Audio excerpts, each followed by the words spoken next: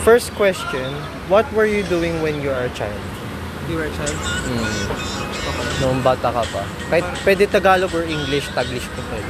Well, when I was a child, most of, since I was premature at birth, so most of my childhood life I spent indoors, like playing computer games, or yeah, computer games, and anything, toys.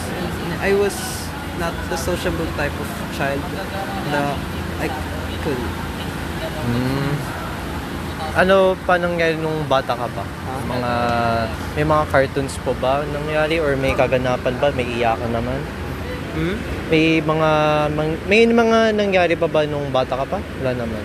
Well, ayun, since nasa-stuck lang ako sa bahay, ayun nga, games, cartoons, hindi ako Pero makapag-interact sa mga ibang bata. So, parang ako nun, parang outlier ako. Does being a child to you in your age feels the same or different? Being the child? Oh. What do you mean being the child? Like nung bata ka pa nun, feel mo ba na maging matanda ka na or panganay ka ba nun at that time? No. Di naman. Hindi naman. Like bunso ka naman. Gusto ako. Actually. Okay. What were you doing in the elementary days and habits in your life? Yung parang, anong ginagawa mo nung simpleng bata pa tayo nun? Or nung elementary pa tayo?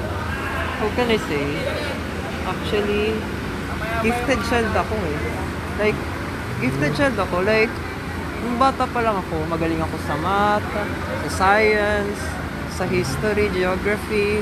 Yung pinagkukumpara ako lagi sa mga top honor students noon, mga first honor. Kinukumpara ako though, yung grades ko, hindi ako taasan. Though, since, yung talino ko, nakikita naman nila, though, since, magaling ako. So, parang ako nerd ako dati.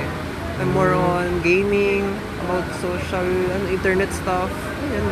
I didn't have a social life back then.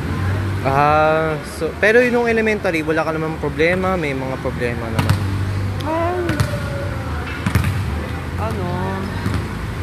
Ayun nga, though, since outlier ako, I spent most of my childhood being indoors.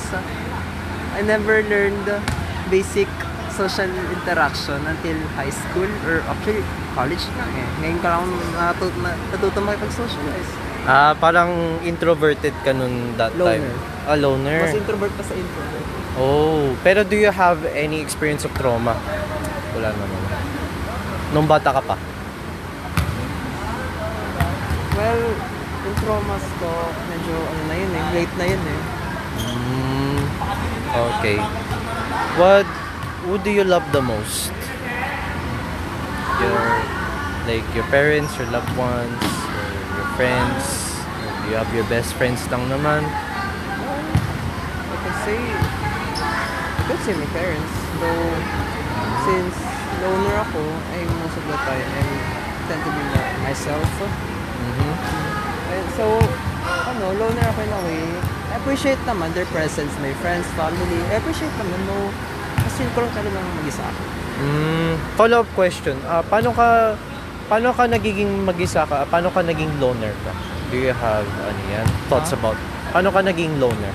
I mean, I grew up in most of my life being indoors. So growing up, being indoors, nasa loob lang ako ng bahay lagi. It's not a loss sa akin na kapag wala akong kasama, wala akong friends, fine. I mean, 5:30.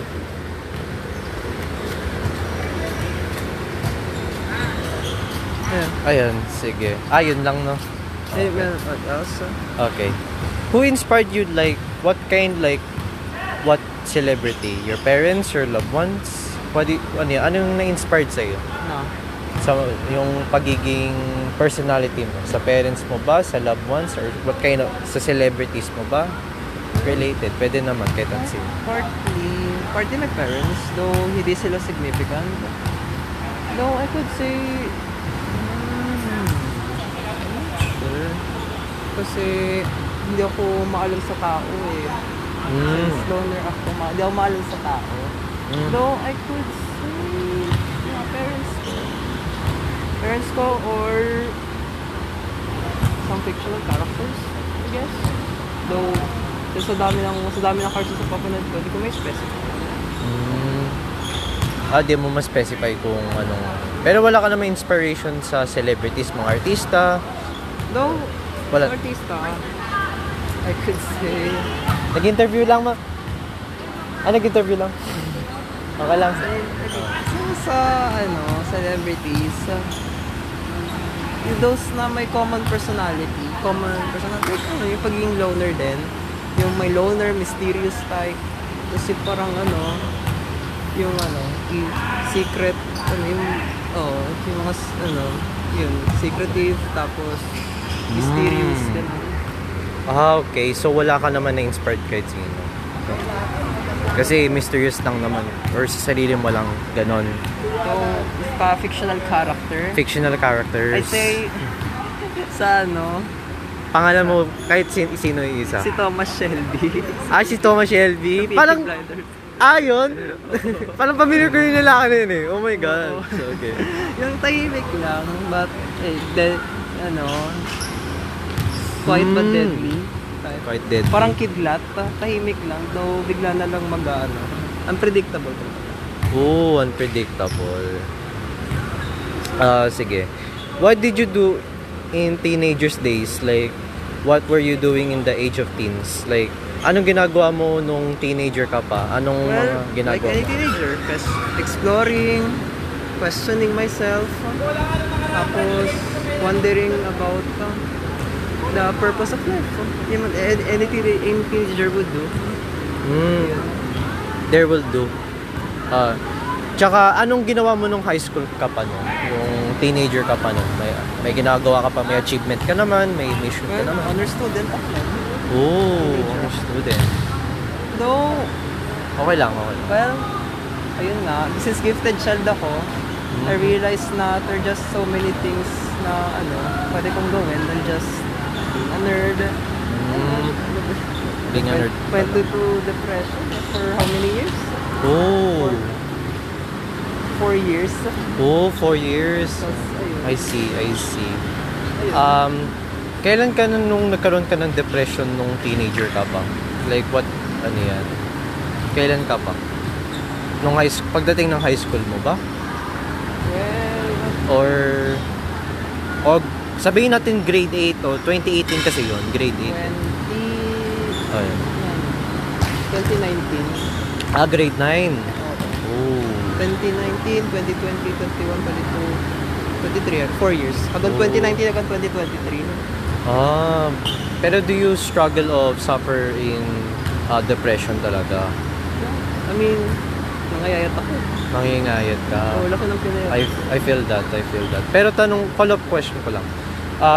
Do you have do you almost getting into suicide about that? Yung mga regarding to that I depression? attempted suicide multiple times. I mean, I lost count. I lost count, okay. Though, may times talaga na almost successful na. So, hindi nga talaga umabot. Pero di mo naman tinuloy, bakit naman?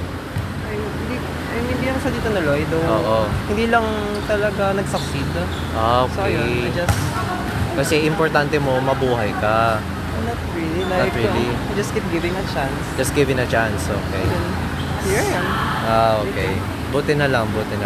Since you become an adult, what did you do in these days? Like,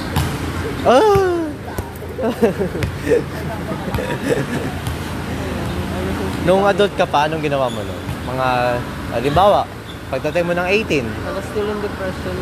Oh. 2022 ko naging adult. So, I was still in depression. Alcohol, sex, dating, Oh my God. tapos cutting myself. Okay. Tapos, I almost, muntik na nga akong hindi makapasok ng college dahil sa, yun. Sa entrance exam ba yun? Ha? Entrance exam? Hindi, Hindi naman. kapag college.